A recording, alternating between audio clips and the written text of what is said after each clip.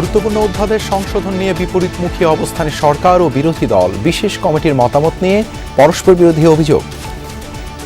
আমরা বিপক্ষ হয়েছি কখন, আমাদের বিপক্ষ বানাইলে কখন, যখন ওই ইন্টারিম গভর্নমেন্ট চুরি করে একটা কাগজ তৈরি করে দিয়েছেন যেখানে আমাদের নোট অফ ডিসেন্ট আছে। সরকার বলা যায় ফেসিবাদের আমলে কিছু বিষয় যে জায়গায় ছিল ওই জায়গায় যাওয়ার ব্যাপারে বেশ আগ্রহী।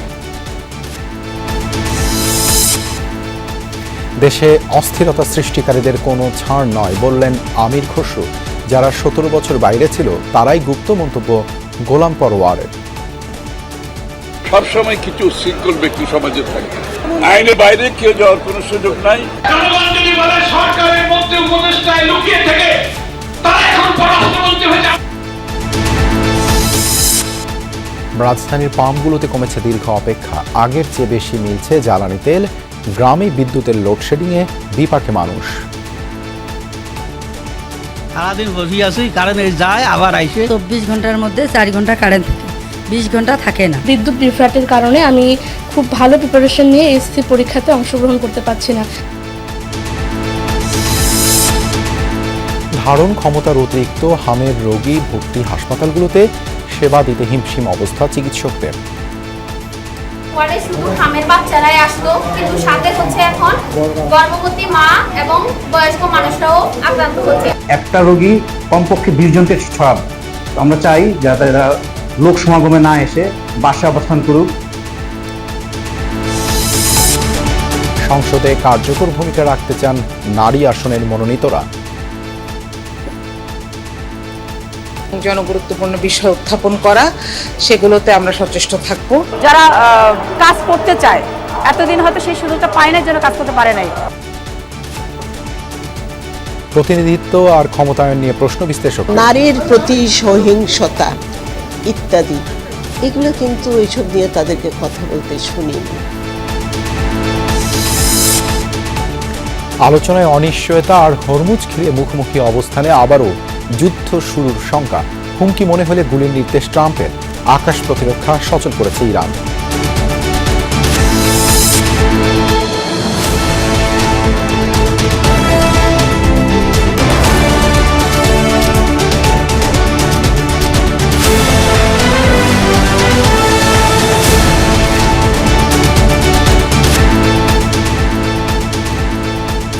আমন্ত্রণ দুপুরে বাংলাদেশে আপনাদের সাথে আছে আমি দেবাশিস রঞ্জন সরকার। এতক্ষণ শিরোনাম দেখছিলেন।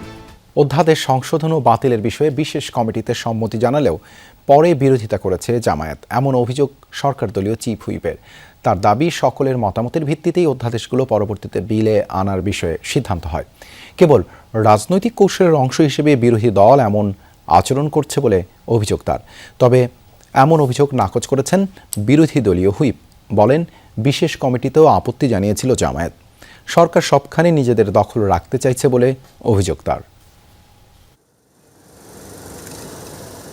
বিভিন্ন বিষয়ে 133টি অধ্যাদেশ জারি করেছিল অন্তর্বর্তী সরকার। নিয়ম অনুযায়ী সংসদ অধিবেশন শুরুর 30 দিনের মধ্যে পাশ না হলে বাতিল হয়ে যায় অধ্যাদেশ।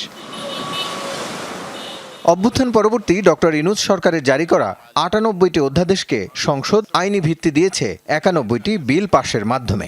এর মধ্যে আছে স্থানীয় সরকার সংশোধন বিল, বিশেষ নিরাপত্তা বাহিনী সংশোধন বিল, সরকারি কর্ম কমিশন বিলের মতো বিধান। মাননীয় স্পিকার, আমরা কোথায় বলবো? আমরা যদি মাননীয় মন্ত্রীদেরকে। বিরোধী দল আপত্তি তুলছে সংশোধিত বিল ও বাতিল হওয়া অধ্যাদেশ নিয়ে। সংসদে 15টি অধ্যাদেশ পাশ হয় সংশোধিত আকারে, যার একটি ব্যাংক রেজুলেশন। সংশোধনীতে বলা হয় 7.5% টাকা দিয়ে মালিকানা ফিরে পেতে পারবেন পুরনোরা। এছাড়া জুলাই স্মৃতি জাদুঘর নিয়েও সংসদে ব্যাপক সমালোচনা করেন বিরোধীরা। তাদের অভিযোগ, সংশোধনের ফলে ব্যাংক লুটেরারা সুযোগ পাবে, জাদুঘরে খবরদারি বাড়বে সরকারের। রাষ্ট্র মেরামতের কথাটা আনলেনি তারেক সাহেব, আমরা বিপক্ষে হইলাম কেমনে? আমরা বিপক্ষে হয়েছি কখন, আমাদের বিপক্ষে বানাইলে কখন, যখন ওই ইন্টারিম গভর্নমেন্ট চুরি করে একটা কাগজ তৈরি করে দিয়েছেন যেখানে আমাদের নোট অফ ডিসেন্ট আছে। দেন আমি এটা পছন্দ করলাম না, কলমটা আমি লিখলাম সেটা নোট অফ ডিসেন্ট। আমি আপনার সাথে একমত হইলাম না। জনগণের স্বার্থে সংশ্লিষ্ট এবং সবচেয়ে মজার বিষয় হলো, সরকার বলা যায় ফেসিবাদের আমলে কিছু বিষয় যে জায়গায় ছিল ওই জায়গায় যাওয়ার ব্যাপারে বেশ আগ্রহী। এর দ্বারা প্রতীয়মান হয় সরকার কিছুটা সেই দিকেই হাঁটছে। বেশ কিছু বিষয় এগুলি সহ অনেকগুলি বিষয় কিন্তু আমরা কড়া প্রতিবাদ জানিয়েছি এবং নোট অফ ডিসেন্ট দিয়েছি। অন্তর্বর্তী সরকারের জারি করা বিচার বিভাগের 3টি এবং সংসদ সচিবালয় অধ্যাদেশ বাতিল করায় ক্ষোভ জামায়াত নেতৃত্বাধীন বিরোধী দলের। তাদের অভিযোগ, এতে বিচারপতি নিয়োগ ও বিচার বিভাগের স্বাধীনতা ক্ষুণ্ণ হবে। সরকারি দল বলছে, দ্রুত জারি করা অধ্যাদেশ 4টি ছিল ত্রুটিপূর্ণ। তারা পরবর্তীতে নতুন বিল এনে এগুলো সংসদে পাশ করবেন। 133টির মধ্যে 16টি অধ্যাদেশ সংসদেই তোলা হয়নি। সেগুলোর মধ্যে রয়েছে গণভোট, গুম প্রতিরোধ, দুর্নীতি দমন কমিশন ও মানবাধিকার কমিশন সংক্রান্ত বিষয়গুলো। জুলাই সনদ নিয়ে আলাদা কোনো অধ্যাদেশ জারি করেনি অন্তর্বর্তী সরকার। জারি করা হয়েছিল জুলাই সনদ বাস্তবায়ন আদেশ, যা সংবিধান সম্মত হয়নি বলে মনে করে বিএনপি। বিরোধীদের মতে ক্ষমতা কুক্ষিগত করার কৌশল হিসেবে গণভোটের মতো অধ্যাদেশ উত্থাপন করা হয়নি। সরকার দলের চিফ হুইপের দাবি, সব অধ্যাদেশ নিয়েই আলোচনা হয়েছে সংসদীয় বিশেষ কমিটিতে, যেখানে এসব বিষয়ে সম্মতি ছিল বিরোধীদের। আপনি যদি মানতেন না তো 2-3 কি বলতেন যে আমরা মানি না, এই রিপোর্ট আপনি দিলেন কেন? এখানে তো আমরা ঐক্যমত হইনি। না, আপনি মানলেন, কাগজে আছে, জাতি জানে না, জানানো সম্ভব হয় না। কিন্তু এই কথাটা তো মাঠে ওরা আসেন, ওরা মানলেন না। কিন্তু কথাটা তো ওনারাই নিজেরাই লিখছেন সবাই মিলে। যারা ছিলেন তাদের নাম বললাম বিরোধী দল থেকে, উপস্থিত তারা ঐক্যমতের ভিত্তিতে এই সিদ্ধান্তটা তারা গ্রহণ করেছেন। তাই সিদ্ধান্তটা এখনই বিল আকারে উত্থাপন না করে পরবর্তীতে যাচাই বাছাই করবে। আমাদের সাথে বিশেষ কমিটিতে সরকারি দলের কথা ছিল, সকল অধ্যাদেশ পার্লামেন্টে উত্থাপিত হবে আবার, এবং সকল সদস্যই তার বক্তব্য পার্লামেন্টে উপস্থাপন করতে পারবে। কিন্তু আপনারা লক্ষ্য করছেন যে সকল অধ্যাদেশ এখানে উত্থাপন করা হয় নাই। উনি যেটা বলছেন, ওনার কথা উনি বলছেন, আমাদের বক্তব্য এটা ছিল না। পাল্টাপাল্টি অভিযোগ থাকলেও সংসদে সরকার ও বিরোধী দলের পারস্পরিক সৌহার্দ্য বজায় আছে বলে মনে করেন দুই পক্ষের সংসদ সদস্যরা। রাসেল আহমেদ, যমুনা নিউজ, ঢাকা। যারা দেশে অস্থিতিশীলতা সৃষ্টির চেষ্টা করবে তাদের আইনের আওতায় আনা হবে, ছাড় দেওয়া হবে না। এ কথা বলেছেন অর্থমন্ত্রী আমির খসরু মাহমুদ চৌধুরী। সকালে চট্টগ্রাম বিশ্ববিদ্যালয়ে সরস্বতী জ্ঞান মন্দির উদ্বোধনীতে তিনি বলেন, বিশ্ববিদ্যালয়ে দলীয়করণ চলবে না। স্থিতিশীল ও মানবিক বাংলাদেশ করতে সবাইকে ঐক্যবদ্ধ থাকতে হবে। জ্বালানি সংকটের বিষয়ে মন্ত্রী বলেন, বৈশ্বিক সংকটের প্রভাব দেশেও পড়েছে, তাই সব কিছু বিবেচনা করে দেশ পরিচালনা করছে সরকার।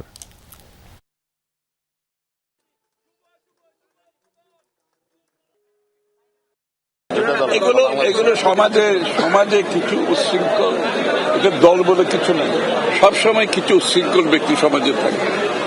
এদেরকে বাংলাদেশের আইন এটা টেক কেয়ার করবে, এত নিশ্চিন্ত থাকতে হবে। আইনের বাইরে কেউ যাওয়ার কোনো সুযোগ নাই।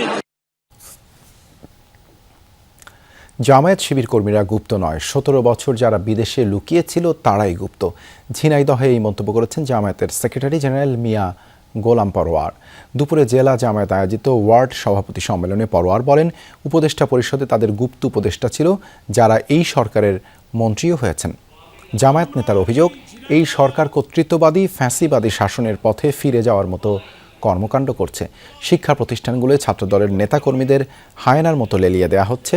পরোয়ার জানান, জুলাই সনদ বাস্তবায়ন না হওয়া পর্যন্ত রাজপথে আন্দোলন চলবে।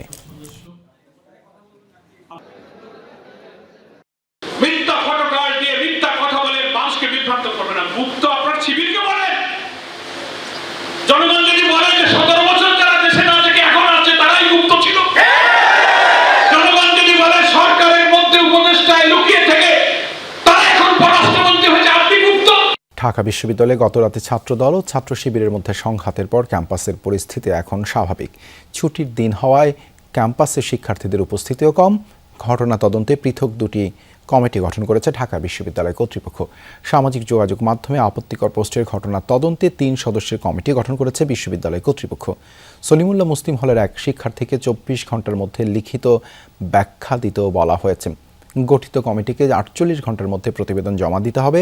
এছাড়া শাহবাগে ঢাকা বিশ্ববিদ্যালয়ের শিক্ষার্থীদের উপর আক্রমণের ঘটনায় 6 সদস্যের পৃথক তদন্ত কমিটি গঠন করা হয়েছে। 3 কার্যদিবসের মধ্যে তাদের প্রতিবেদন জমা দিতে বলা হয়েছে। সামাজিক যোগাযোগ মাধ্যমের একটি পোস্ট ঘিরে গত রাতে শাহবাগ থানার সামনে ছাত্রদল ও ছাত্র শিবিরের নেতাকর্মীদের মধ্যে হাতাহাতির ঘটনা ঘটে।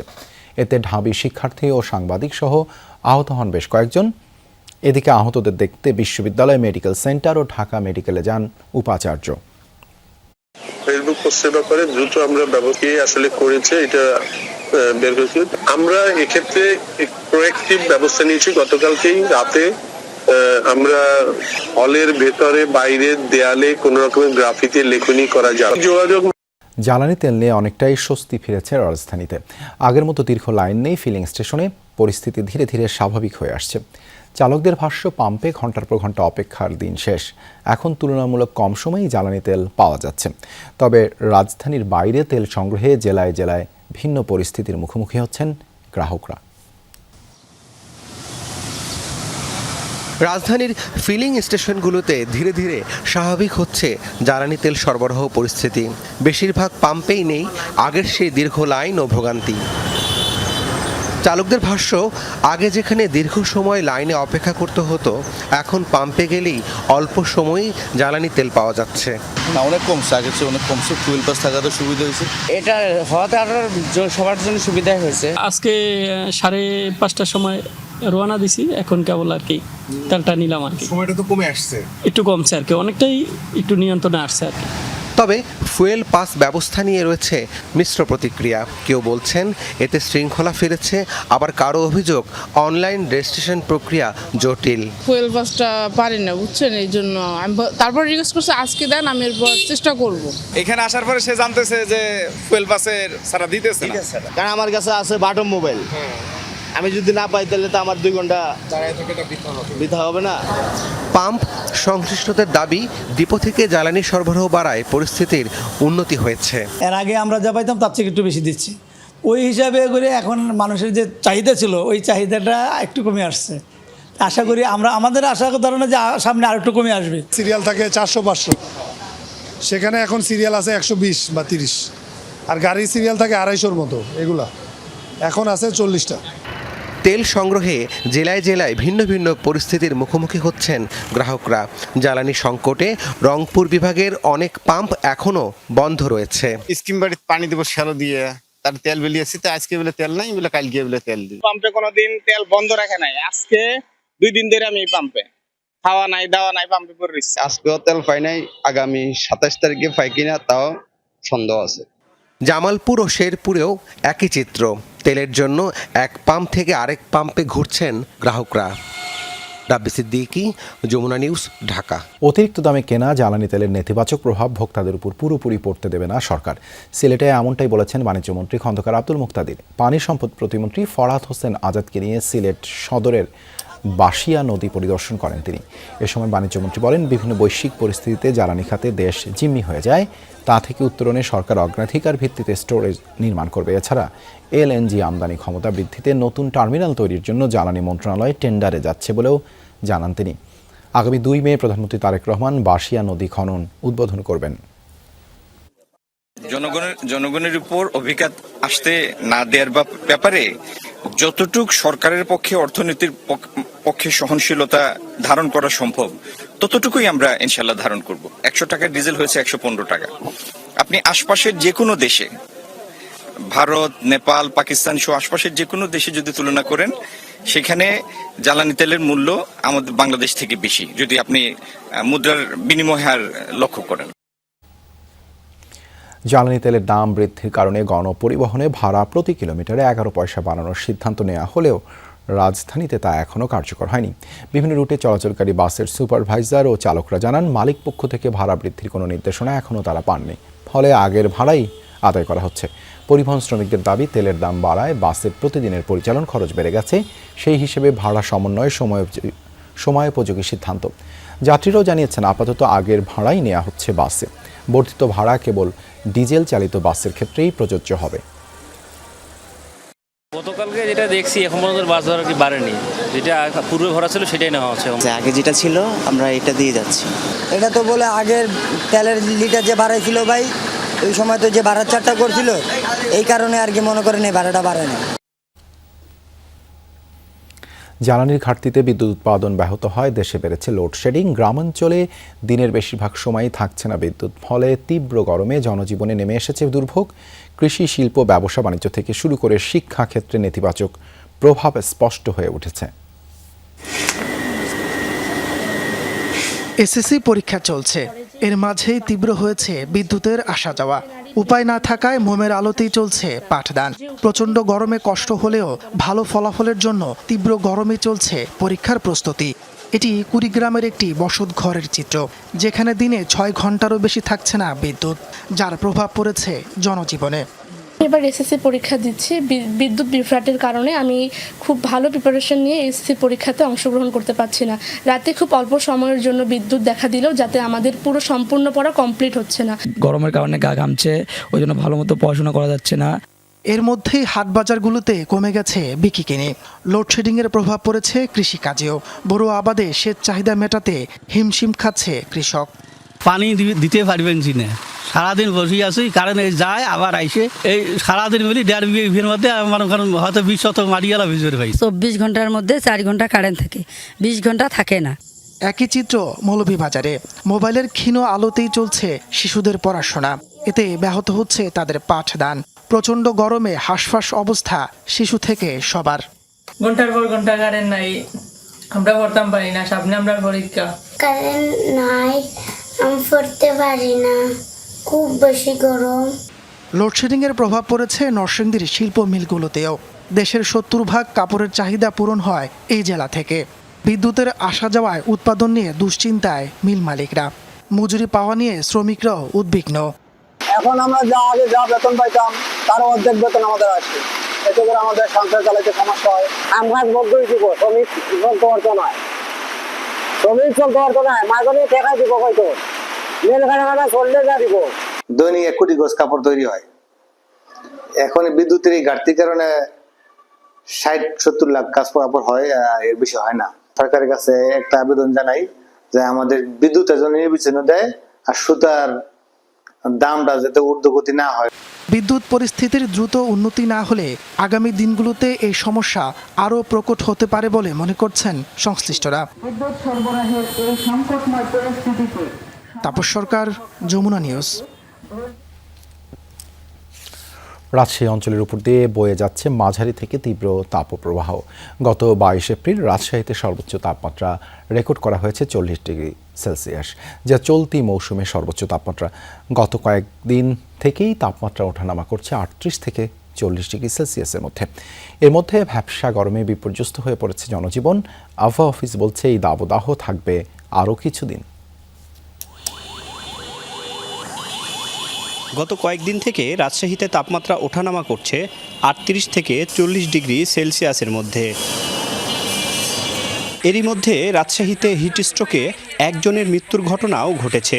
প্রখর রোদ আর ভ্যাপসা গরমে স্থবির হয়ে পড়েছে জনজীবন। খেটে খাওয়া ও কর্মজীবী মানুষের কষ্ট বেড়েছে কয়েক গুণ।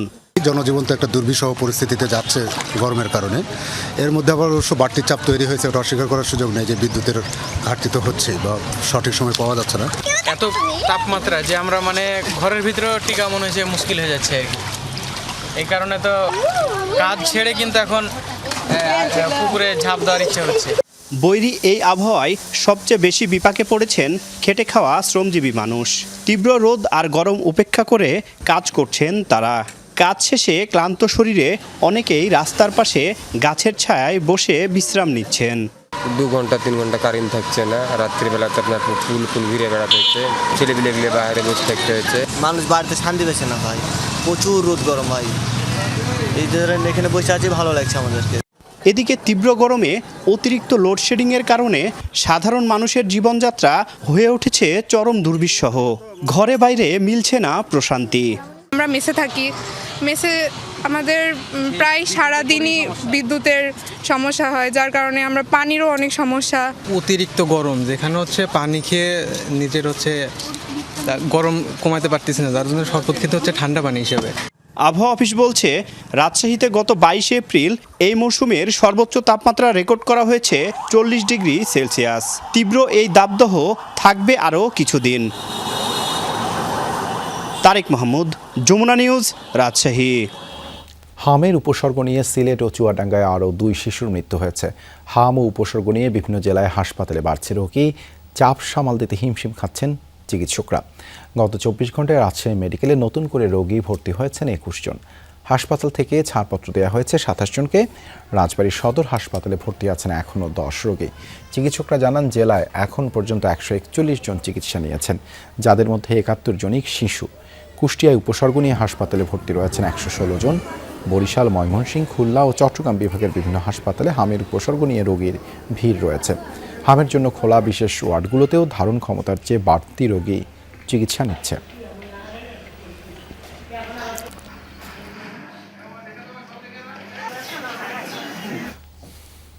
দেশের বিভিন্ন জেলায় উদ্বেগজনক হারে বাড়ছে হাম আক্রান্ত রোগী। হাসপাতালগুলোর আইসোলেশন ওয়ার্ডের ধারণ ক্ষমতার চেয়েও বেশি রোগী ভর্তি রয়েছে। তাই মেঝে ও বারান্দাতে চলছে চিকিৎসা। সীমিত জনবল নিয়ে রোগীদের চাপ সামাল দিতে হিমশিম খাচ্ছেন চিকিৎসক ও নার্সরা।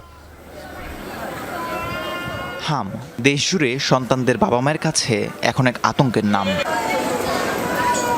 হামের উপসর্গ নিয়ে প্রতিদিনই হাসপাতালে বাড়ছে রোগীদের ভিড়। শিশু ওয়ার্ডগুলোয় তিল ধারণের জায়গাটুকুও নেই। প্রতিটি শয্যায় হামের উপসর্গ নিয়ে কাতরাচ্ছে অবুঝ শিশুরা। সেই সাথে দুশ্চিন্তায় দিন কাটছে স্বজনদেরও। আমার বাচ্চারা এই যে কোলে নিলে আমরা আমনে আমনে উঠে আসে, সব তো অসুবিধা গেছে। 2 দিন পর্যন্ত গায়ের থেকে পুরা শরীরে খালি ঠোঁট পড়ে যাইতেছে। জ্বরের সাথে কাশির সাথে হাম দেখা দিচ্ছে, মাথাও করতে পারে না, এরকম অসুস্থ। জ্বর, কাশ, হাম হয়েছে। শয্যা নেই, তাই বাধ্য হয়ে মেঝে এমনকি বারান্দাতেও থাকতে হচ্ছে রোগী ও স্বজনদের। সেখানেই চলছে তাদের চিকিৎসা। সরকারি হাসপাতালে বরাদ্দের ওষুধ অপ্রতুল হওয়ায় ভোগান্তি আরও বেড়েছে। বিছানায় বসার কোনো সিট খালি নাই, নিচে ফ্লোরে বসে বাচ্চার চিকিৎসা করাইতেছি। অধিকাংশ ওষুধই বাইরে থেকে কিনা। এখানে গ্যাস দিতে পারা যাচ্ছে না, বাচ্চাদের নিয়ে খুব অসুবিধা, ভোগান্তি হয়ে যাচ্ছে। এখানে সিট পাওয়া যাচ্ছে না।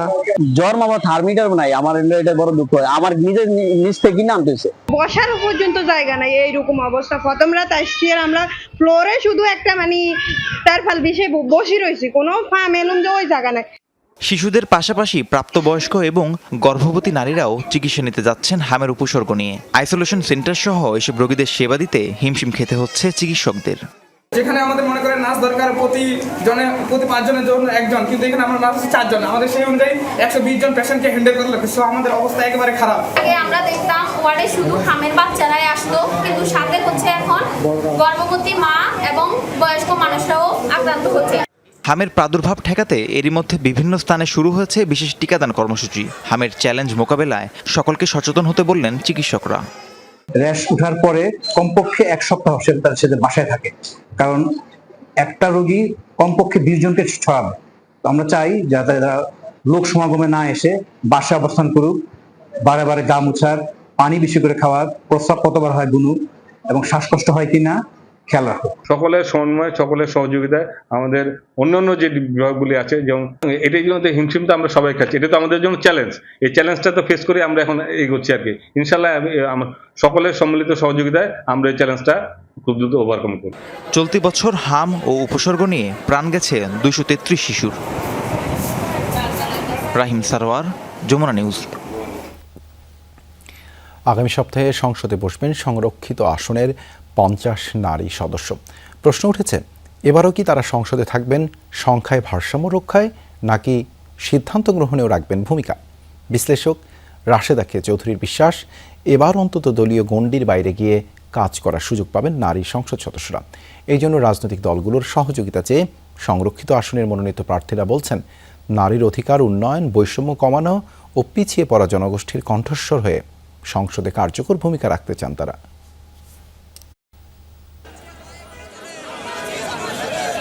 দলীয় নেত্রী, সামাজিক ও সাংস্কৃতিক কর্মীদের মধ্যে সংরক্ষিত আসনে বিএনপির মনোনয়ন প্রত্যাশী প্রায় 900 জনের সাক্ষাৎকার নেন দলের স্থায়ী কমিটির সদস্যরা। এরপর 36 আসনে রেইনবো বাংলাদেশ ধারণায় মনোনয়ন চূড়ান্ত করে বিএনপি, যেখানে সাবেক 10 জন সংসদ সদস্য, 4 জন সংখ্যালঘু প্রতিনিধি, সরাসরি ভোটে পরাজিত 3 জন প্রার্থী ও 1 ঝাঁক ছাত্রদলের সাবেক ও বর্তমান নেত্রী মনোনীত হন।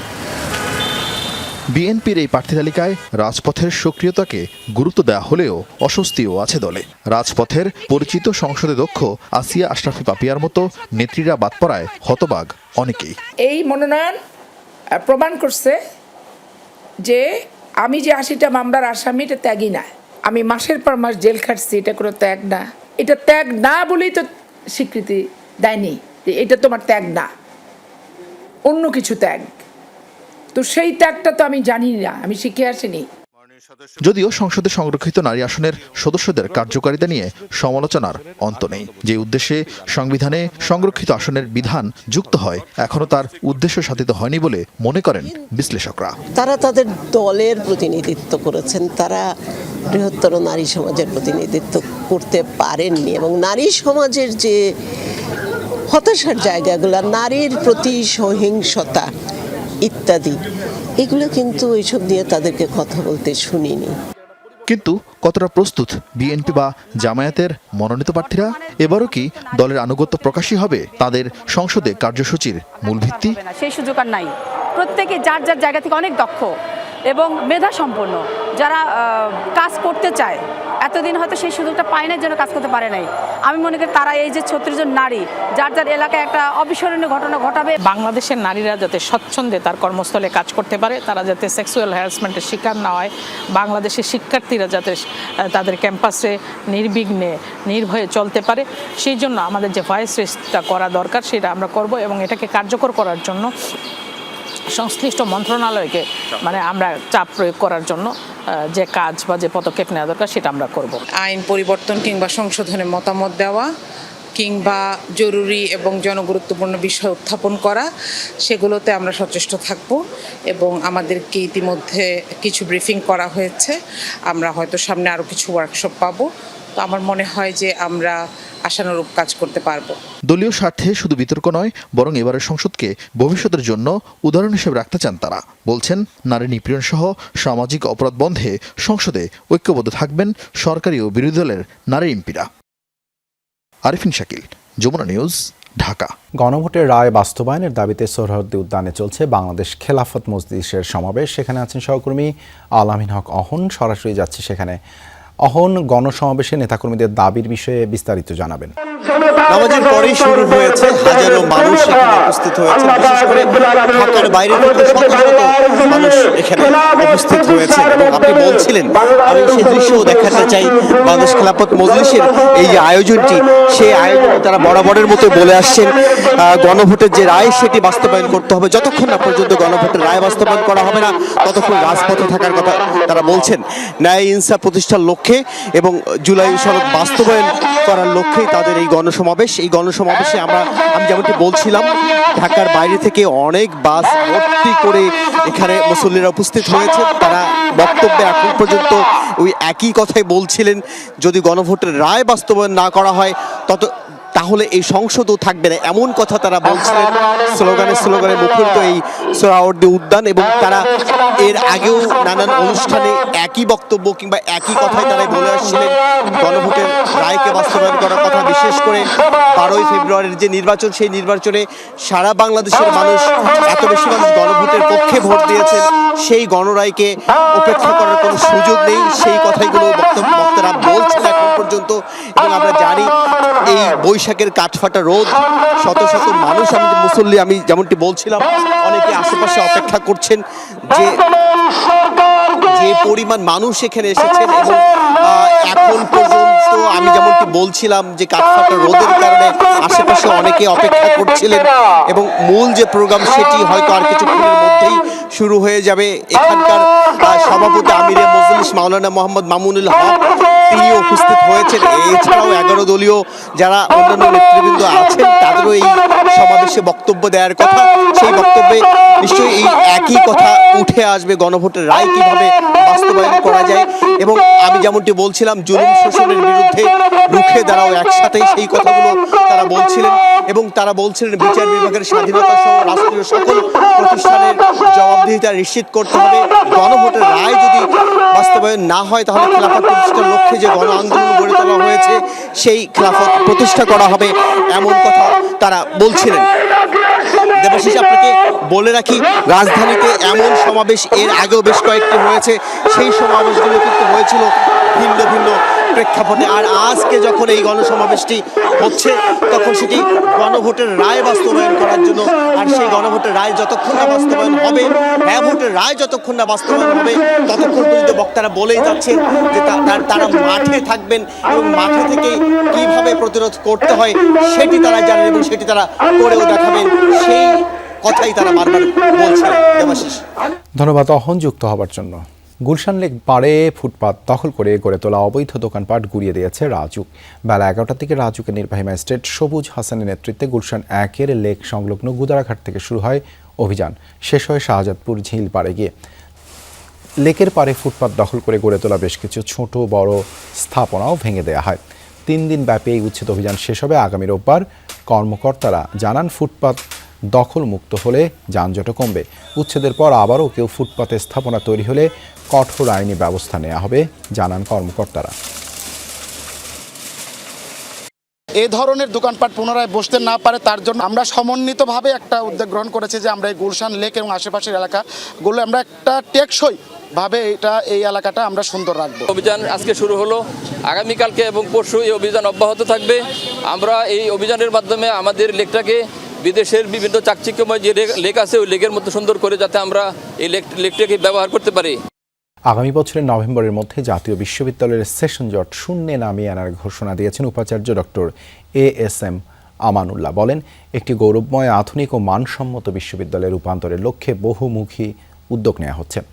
জাতীয় বিশ্ববিদ্যালয়ের 25-26 শিক্ষাবর্ষে স্নাতক ভর্তি পরীক্ষার প্রস্তুতি নিয়ে ধানমন্ডিতে বিশ্ববিদ্যালয়ের নগর কার্যালয়ের সংবাদ সম্মেলনে এই কথা বলেন তিনি। আগামীকাল শনিবার হবে এই পরীক্ষা। এতে অংশ নেবে 4,53,148 জন পরীক্ষার্থী।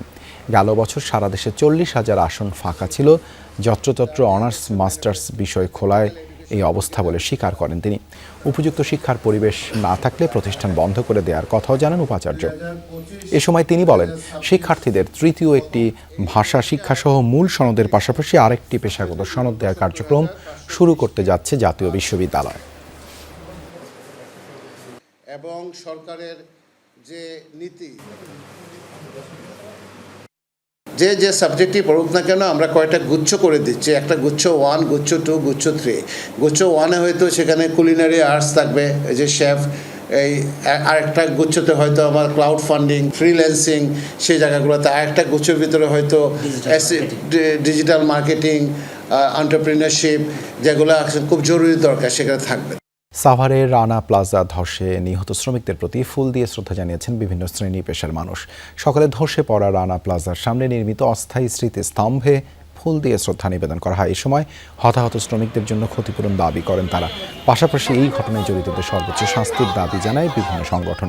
এর আগে সকালে দিবসটি উপলক্ষে রানা প্লাজার সামনে বিক্ষোভ মিছিল ও মানববন্ধন কর্মসূচি পালন করে শ্রমিক সংগঠনগুলো।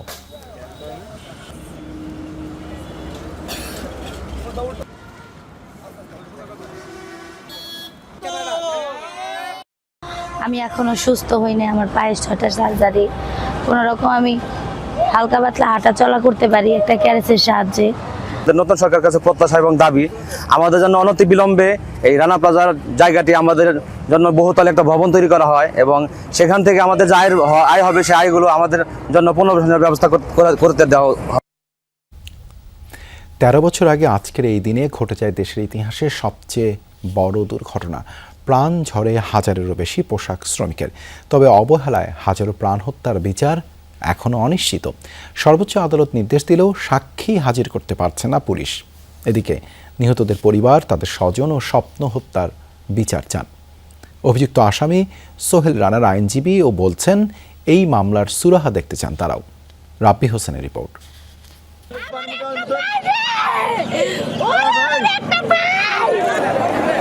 2013 সালের 24 এপ্রিল সকালবেলা কোনো কিছু বুঝে ওঠার আগেই কয়েক হাজার শ্রমিক নিয়ে ধসে পড়ে সাভারের রানা প্লাজা। দেশের ইতিহাসে সবচেয়ে বড় দুর্ঘটনায় প্রাণ হারায় 1136 জন। গুরুতর আহত হয় কয়েক হাজার পোশাক শ্রমিক। এমন ভয়াবহ দুর্ঘটনায় বাংলাদেশের তৈরি পোশাক শিল্পের কর্মপরিবেশ ও নিরাপত্তা নিয়ে উঠে বড় প্রশ্ন। নড়েচড়ে বসে গোটা বিশ্ব। যদিও সেই ঘটনার কেটে গেছে 13টি বছর। সেদিন সকালের ভয়াবহ স্মৃতি এখনও তাজা আহতদের কাছে। খেসাটা পইরে আমার জীবনযাপন চলতেছে সারা জীবন, আমার এটা পইরে থাকতে হবে। এই সিজদা দিয়ে কোনো নামাজ পড়তে পারি না। এই সরকার যাতে যেন আমাদের সুচিকিৎসা, আমাদের পুনর্বাসন আর রানা সহ বিল্ডিং মালিক সহ ওদেরকে বিচারের আওতায় আনে। রানা প্লাজা ধসের ঘটনায় হাজারো প্রাণ হত্যায় অবহেলার অভিযোগের প্রমাণ পাওয়া যায়। 2015 সালে ভবন মালিক সোহেল রানা সহ 41 জনের বিরুদ্ধে আদালতে অভিযোগপত্র দেয় সিআইডি। বিচার শুরু হয় 2016-তে। যদিও একের পর এক আসামি বিচার স্থগিত চেয়ে হাইকোর্টে যাওয়ায় মামলাটির বিচার থমকে থাকে 2022 সাল পর্যন্ত। পরে নানা চড়াই উতরাই পেরিয়ে আবারও শুরু হয় মামলার কার্যক্রম। এই ট্র্যাজেডিটাকে সারা ওয়ার্ল্ড যেভাবে রেকগনাইজ করেছে, যেভাবে অ্যাড্রেস করেছে, আমার মনে হয় বাংলাদেশ সরকারের সেই সময় তৎকালীন সময়ে একটা সদিচ্ছার অভাব ছিল এবং এইটাকে পুঁজি করে তারা রাজনৈতিক একটা ফায়দা হাসিল করেছে। রানা প্লাজা ধসের ঘটনায় করা হত্যা মামলায় সাক্ষী করা হয় 594 জনকে, কিন্তু এখন পর্যন্ত সাক্ষ্য দিয়েছেন মাত্র 145 জন। গুরুত্বপূর্ণ সাক্ষীদের আদালতে উপস্থিত করতে বারবার আদেশ দিলেও সাক্ষী হাজির করতে পারছে না পুলিশ। দেশের সর্বোচ্চ আদালতের আপিল বিভাগ 2024 সালের জানুয়ারিতে 6 মাসের মধ্যে মামলা শেষ করতে নির্দেশ দিলেও তাতেও কর্ণপাত করেনি সাক্ষী, পুলিশ কিংবা বিচারক কেউই। অনেকেই আগ্রহী ছিলেন না এসে এখানে দেওয়ার জন্যে, সাক্ষী দেওয়ার জন্য। অনেকেই আছেন যারা বিভিন্ন মাধ্যমে কম্পেনসেটেড হয়েছেন। সামনের যে কয়েকটা ডেটই আসুক না কেন, সেইখানে আমাদের টেকনিক্যাল বিষয়গুলো যারা ডিল করেছেন সেই সময় তাদের সাক্ষ্য গ্রহণ সম্পন্ন হলে আমরা মনে হয় যে খুব দ্রুততার সাথে খুব ভেরি সুন আমরা একটা ভার্ডিক্ট পেতে যাচ্ছি। এদিকে মামলার একমাত্র গ্রেফতার আসামি সোহেল রানার আইনজীবী এখনও মনে করেন রানা নির্দোষ। বলেন অন্যায়ভাবে আটকে রাখা হয়েছে তাকে। এমন নৃশংস ঘটনার বিচার নিয়েও এখন তৈরি হয়েছে অনিশ্চয়তা। এখনও রানার বিরুদ্ধে কোনো সাক্ষ্য প্রমাণে রাষ্ট্রপক্ষ সুনির্দিষ্টভাবে সুস্পষ্টভাবে কোনো অভিযোগ আনয়ন করতে পারে নাই। আর এই দীর্ঘ বিলম্ব, এইটা আমার কাছে মনে হয় এটা ন্যায় বিচার আমি রানা পাচ্ছি না। আগামী 30 এপ্রিল এই মামলায় ফের সাক্ষ্য গ্রহণ হওয়ার কথা রয়েছে। যদি রাষ্ট্রপক্ষ আদালতে সাক্ষী হাজির করতে পারে তবেই মামলাটি নিষ্পত্তির দিকে এগিয়ে যাবে। রাব্বি হোসেন, যমুনা নিউজ, ঢাকা। খ্যাতনামা গবেষকদের আমরা ধরে রাখতে পারি না, তাই আরও ভালোভাবে পরিকল্পনা করে তাদেরকে সুযোগ সুবিধা দিতে হবে বলে মন্তব্য করেছেন সমাজ কল্যাণ এবং মহিলা ও শিশু বিষয়ক মন্ত্রী ডক্টর AZM জাহিদ হোসেন। সকালের রাজধানীর একটি হোটেলে দিনব্যাপী সোসাইটি অফ নিউক্লিয়ার মেডিসিন বাংলাদেশের 29তম জাতীয় সম্মেলনে কথা বলেন তিনি। মন্ত্রী বলেন, গবেষকদের দেশে প্রাথমিক প্রশিক্ষণ দিয়ে বাইরে পাঠাতে হবে, তাহলেই সঠিক ফল আসবে। দেশের মানুষ যাতে স্বাচ্ছন্দ্যে চিকিৎসা নিতে আস্থা পায়, সেজন্য সকলকে নিজেদের কাজ সঠিকভাবে করার পরামর্শ দেন তিনি। আয়োজনে ক্যান্সার সহ জটিল রোগ নির্ণয় ও চিকিৎসায় পরমাণু চিকিৎসার সর্বশেষ অগ্রগতি নিয়ে আলোচনা করা হয়। অনুষ্ঠানে সভাপতিত্ব করেন সংগঠনের প্রেসিডেন্ট অধ্যাপক ডক্টর ফারিয়া নাসরিন। সম্মেলনে দেশের খ্যাতনামা বিজ্ঞানী, চিকিৎসক ও নীতি নির্ধারকরা অংশ নেন। প্রায় অর্ধশত বৈজ্ঞানিক গবেষণার প্রবন্ধ উপস্থাপনের জন্য তালিকাভুক্ত করা হয়। আমাদের কি এই বায়োটেকনোলজি ও বায়ো ইঞ্জিনিয়ারিং যেটা আছে, এই দুইটার ব্যাপারে আমাদের কতটুকু সত্যিকার অর্থে মানে ম্যান পাওয়ারের যে আমাদের ট্রেনিং বা ম্যান পাওয়ারের এফিসিয়েন্সি বা তাদেরকে ধরে রাখা।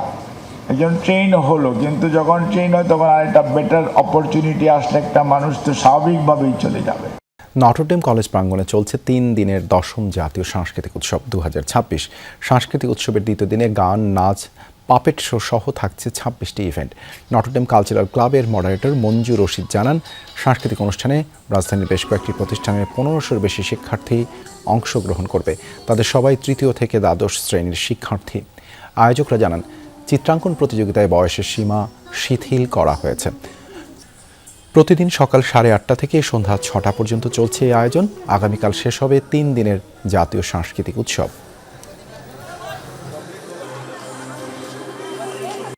1500+ প্রতিযোগী অংশগ্রহণ করেছে এবং এরা মূলত হচ্ছে ঢাকা শহরের বিভিন্ন স্কুল কলেজের শিক্ষার্থীরা। এখানে ক্লাস 3 থেকে শুরু করে 12 ক্লাস পর্যন্ত আছে। শুধু চিত্রাঙ্কন প্রতিযোগিতায় আছে হলো একদমই কোনো বয়সের ভেদ নাই, একেবারে 0 সাইজ থেকে। আমাদের আগামীকাল এর সমাপনী এবং পুরস্কার বিতরণী। বিশ্বকাপ চলাকালীন যুক্তরাষ্ট্র ভ্রমণের সতর্কতা জারি করেছে অ্যামনেস্টি ইন্টারন্যাশনাল সহ বেশ কয়েকটি মানবাধিকার সংগঠন। বর্ণবাদী আচরণ সহ ব্যক্তিগত হস্তক্ষেপের আশঙ্কায় দর্শকদের সতর্কতা অবলম্বনের কথা বলছে তারা। তবে এই সতর্কবার্তাকে রাজনৈতিক চাল হিসেবে দেখছেন দেশটির travel association CEO Jeff Freeman. দরজায় কড়া নাড়ছে 2026 ফুটবল বিশ্বকাপ। মাঠের লড়াই শুরুর আগেই মাঠের বাইরের উত্তাপে উত্তাল অন্যতম আয়োজক দেশ যুক্তরাষ্ট্র। তবে এবার আলোচনা ফুটবল নিয়ে নয়, বরং দেশটির মানবাধিকার পরিস্থিতি নিয়ে। অ্যামনেস্টি ইন্টারন্যাশনাল সহ যুক্তরাষ্ট্রের কয়েক ডজন নাগরিক ও মানবাধিকার সংস্থা জারি করেছে এক নজিরবিহীন বিশ্বকাপ ভ্রমণ সতর্কতা। তাদের দাবি, প্রেসিডেন্ট ডোনাল্ড ট্রাম্পের কঠোর অভিবাসন নীতি আর ক্রমবর্ধমান স্বৈরতান্ত্রিক আচরণের কারণে দেশটিতে মানবাধিকার পরিস্থিতি এখন তলানিতে। বর্ণবাদী আচরণ সহ ব্যক্তিগত হস্তক্ষেপের আশঙ্কায় যুক্তরাষ্ট্র ভ্রমণকারীদের সতর্ক করেছে অ্যামনেস্টি ইন্টারন্যাশনাল সহ অন্যান্য সংস্থাগুলো। অবনতিশীল পরিস্থিতির জেরে ফিফা ও মার্কিন সরকারের উদাসীনতার কারণে দর্শকদের সতর্কতা অবলম্বনের কথা বলছে তারা। তবে এই সতর্ক বার্তাকে স্রেফ রাজনৈতিক চাল হিসেবে দেখছে যুক্তরাষ্ট্র। তাদের দাবি, রাজনৈতিক স্বার্থ হাসিলের জন্য পর্যটন খাতের ওপর আঘাত হানছে মানবাধিকার সংস্থাগুলো। মার্কিন ট্রাভেল অ্যাসোসিয়েশনের সিইও জেফ ফ্রিম্যান জানান, যুক্তরাষ্ট্রের প্রবেশ নীতি নিয়ে কিছু যৌক্তিক উদ্বেগ থাকলেও সেগুলোকে অতিরঞ্জিত করা হচ্ছে। এক বিবৃতিতে তিনি জানান, গত বছর 6,70,00,000 আন্তর্জাতিক পর্যটক দেশটিতে ভ্রমণ করেছেন। আগামী 11 জুন থেকে উত্তর আমেরিকার 16টি ভেন্যুতে শুরু হবে ফুটবলের মহাযজ্ঞ, যার মধ্যে 11টি স্টেডিয়ামই যুক্তরাষ্ট্রের। তবে মার্কিন মিত্রদের সাথে ওয়াশিংটনের দূরত্বের প্রভাব সরাসরি আঘাত হেনেছে দেশটির পর্যটন খাতে। নাসিফ শুভ, যমুনা স্পোর্টস। শান্তি চুক্তি নিয়ে অনিশ্চয়তার মাঝেই ফের শুরু হওয়ার শঙ্কায় যুক্তরাষ্ট্র ইরান যুদ্ধ।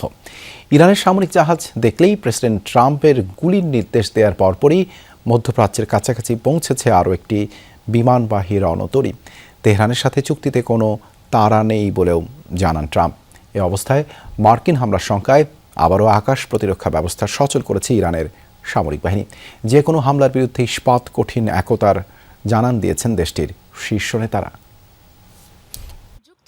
ইরান শান্তি আলোচনা নিয়ে দিনকে দিন বেড়েই চলেছে অনিশ্চয়তা। এরই মাঝে মধ্যপ্রাচ্যের কাছাকাছি পৌঁছেছে আরও একটি মার্কিন বিমানবাহী রণতরী ইউএসএস জর্জ এইচ.ডব্লিউ. বুশ। মার্কিন সেন্টকমের দেওয়া তথ্য মতে 5,000-এরও বেশি ক্রু, 9টি স্কোয়াড্রন ও 3টি এসকর্ট যুদ্ধজাহাজ নিয়ে ভারত মহাসাগরে অবস্থান করছে রণতরীটি। হরমুজ প্রণালীর পূর্ণ নিয়ন্ত্রণ রয়েছে ওয়াশিংটনের হাতে। সোশ্যাল হ্যান্ডেল এক্সে করা এক পোস্টে এমন দাবি জানান মার্কিন প্রেসিডেন্ট ডোনাল্ড ট্রাম্প। ইরানের জন্য প্রণালীর পথ সম্পূর্ণ অবরুদ্ধ করার ঘোষণা দিয়ে তিনি জানান, হরমুজ প্রণালীতে মাইন বসানোর চেষ্টাকারী যে কোনো নৌযানকে দেখা মাত্রই সরাসরি গুলি করে ধ্বংস করার নির্দেশ দেওয়া হয়েছে নৌবাহিনীকে। শান্তি চুক্তিতে পৌঁছাতে তার কোনো তাড়া না থাকলেও ব্যাপক বিশৃঙ্খলা ও চাপের মুখে রয়েছে ইরান, এমন দাবিও করেন মার্কিন প্রেসিডেন্ট। আমার কোনো তাড়া নেই। ভিয়েতনাম, ইরাকের বিরুদ্ধে আমরা অনেক বছর অভিযান চালিয়েছি। এবার মাত্র 6 সপ্তাহ গেছে। এর মাঝেই তাদের বিমান বিধ্বংসী সব ব্যবস্থা শেষ, সব নেতা শেষ। যা কিছু অস্ত্র অবশিষ্ট আছে আমরা তা একদিনেই ধ্বংস করে দিতে পারি। তারা চরম বিশৃঙ্খলার মাঝে রয়েছে। চাইলেই এখনই আমরা চুক্তিতে আসতে পারি, কিন্তু আমি ইতিহাসের সেরা চুক্তিটি করতে চাই। এর মাঝে তাদেরও নিজেদের অভ্যন্তরীণ বিশৃঙ্খলা মেটানোর একটু সুযোগ দিলাম। এদিকে ট্রাম্পের এই দাবি একযোগে উড়িয়ে দিয়েছেন প্রেসিডেন্ট মাসুদ পেজেশকিয়ান, পররাষ্ট্রমন্ত্রী আব্বাস আরাকচি সহ ইরানের শীর্ষ নেতারা। যুক্তরাষ্ট্রের বিপরীতে ইস্পাতের মতো কঠিন ইরানের একতা। যে কোনো আঘাত শক্ত হাতে প্রতিহত করতে পুরোপুরি প্রস্তুত ইরান, দেয়া হয়েছে এমন হুঁশিয়ারিও। যুক্তরাষ্ট্র ও ইসরায়েলের সন্ত্রাসী কর্মকাণ্ডগুলোর ব্যর্থতার মধ্য দিয়েই ইরানের ঐক্যবদ্ধতা ও সুশৃঙ্খলতা প্রতিফলিত হচ্ছে। যুক্তরাষ্ট্রের বিরুদ্ধে হরমুজ প্রণালীতে পাল্টাপাল্টি অবস্থান নিয়েছে ইরানের বিপ্লবী গার্ড আইআরজিসি। রাষ্ট্রীয় গণমাধ্যম ফার্স নিউজের তথ্য মতে তেহরানের আকাশে বেশ কিছু ক্ষুদ্র রহস্যময় ড্রোনের উপস্থিতি ধরা পড়েছে আইআরজিসির রাডারে, যার ফলে নিজেদের বিমান বিধ্বংসী প্রতিরক্ষা ব্যবস্থা ফের সক্রিয় করেছে ইরান। সাবরিনা নুসরাত, যমুনা নিউজ। 3 সপ্তাহের জন্য বাড়ল ইসরায়েল লেবানন যুদ্ধবিরতি। হিজবুল্লাহ যোদ্ধাদের বিরুদ্ধে সব পক্ষ একত্র হয়েছে এমন দাবি করে যুদ্ধবিরতি বর্ধিত করার ঘোষণা দেন মার্কিন প্রেসিডেন্ট ডোনাল্ড ট্রাম্প। এর আগে হোয়াইট হাউসে লেবানন ও ইসরায়েলি প্রতিনিধিদের মধ্যে বৈঠক অনুষ্ঠিত হয়। এদিকে যুদ্ধবিরতি বজায় থাকলেও তা উপেক্ষা করেই হামলা চালিয়ে যাচ্ছে ইসরায়েল। নতুন করে হিজবুল্লাহর একাধিক সামরিক স্থাপনা ও রকেট লঞ্চার লক্ষ্য করে চালানো হয় হামলা। চলছে অবিরাম বোমাবর্ষণ, এক মুহূর্তের জন্য থেমে নেই সংঘাত। লেবানন ইসরায়েলের মাঝে যুদ্ধবিরতি কার্যকর থাকলেও তা দেখে বোঝার উপায় নেই। টাইর এবং আব্বাসিয়ে সহ বেশ কয়েকটি এলাকায় চালানো হয় বিমান হামলা। টার্গেট করা হয় হিজবুল্লাহর অবস্থানকে। সামরিক ঘাঁটি এবং রকেট লঞ্চার লক্ষ্য করে এসব হামলা চালায় আইডিএফ। এতে অন্তত 2 জন নিহত হয়েছেন, আহত হয়েছে বহু মানুষ। শুধু আকাশপথেই নয়, স্থলপথেও অভিযান জোরদার করেছে ইসরায়েলি বাহিনী। হাজার হাজার সেনা এখনও দক্ষিণ লেবাননের ভেতরে অবস্থান করছে, চেষ্টা চালাচ্ছে উত্তর দিকে অগ্রসর হওয়ার।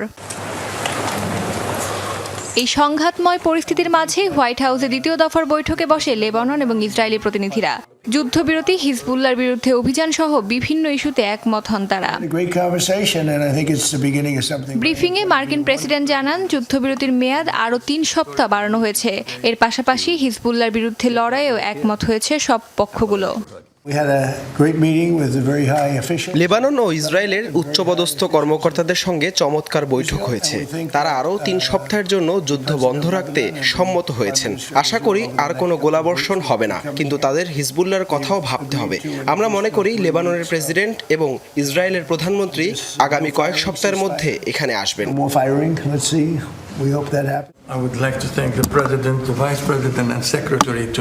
প্রেসিডেন্ট, ভাইস প্রেসিডেন্ট ও পররাষ্ট্রমন্ত্রীকে ধন্যবাদ জানাতে চাই এই ঐতিহাসিক বৈঠক আয়োজনের জন্য। সত্যি আজ ঐতিহাসিক একটি দিন। আমরা এমন এক শান্তির জন্য কাজ করে যাচ্ছি, আশা করি যা দ্রুত বাস্তবায়িত হবে। এদিকে যুদ্ধবিরতি নিয়ে এখনো কোনো মন্তব্য করেনি হিজবুল্লাহ। অস্মিতা বিশ্বাস, যমুনা নিউজ। ভারতের মণিপুরে সাম্প্রতিক হামলার ঘটনায় বিচারের দাবিতে বিক্ষোভ মিছিল করেছে সাধারণ শিক্ষার্থীরা। বৃহস্পতিবার নাগা স্টুডেন্টস ফেডারেশনের ডাকে নাগা সলিডারিটি পার্কে অনুষ্ঠিত হয় সমাবেশ। এ সময় মোমবাতি জ্বালিয়ে ক্ষোভ জানান শিক্ষার্থীরা। হামলা ও নাশকতায় জড়িত অপরাধীদের দ্রুত বিচার চেয়ে দাবি জানান শিক্ষার্থীরা। রাজ্য জুড়ে চলমান অস্থিরতায় প্রশাসনের নিশ্চুপ ভূমিকার প্রতিবাদও করেন তারা। সম্প্রতি মণিপুরের উখরুল জেলায় বেসামরিক যানবাহনের একটি কনভয়ে হামলায় 2 শিশু নিহত হয়। ঘটনার পর থেকেই গত কয়েকদিন ধরেই উত্তেজনা বিরাজ করছে পুরো মণিপুরে।